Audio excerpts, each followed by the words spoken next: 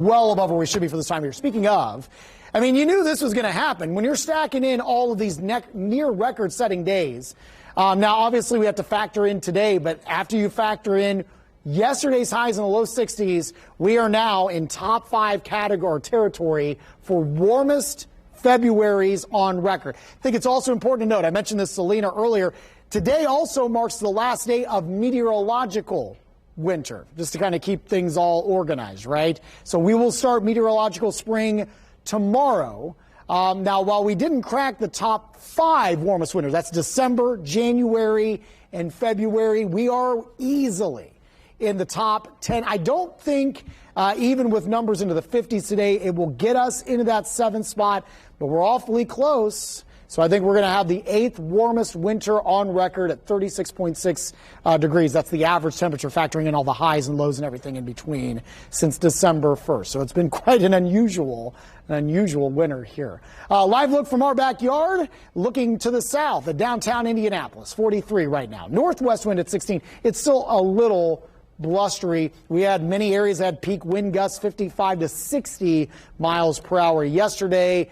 Not going to be an issue today. Now, we're running about 5 degrees colder across the state, 39 in Kokomo, 42 in Muncie, 47 in Columbus. You're actually closer to 50 down along the Ohio River.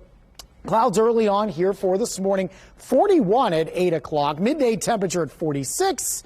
And we should finish into the mid-50s later on this afternoon, which is still running 10 degrees above average for this time of year. 50 for your high in Lafayette, 49 in Kokomo, 51 in Muncie, 50 in Richmond, 54 in Columbus, 60s.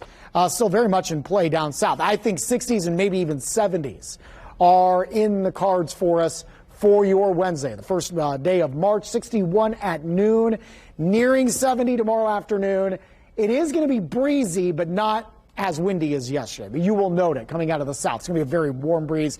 Lots of sunshine for a vast majority of the day. We'll get a few clouds building in by late in the afternoon. That could usher in a few rain chances here. I want to start Futurecast off at noon on Wednesday.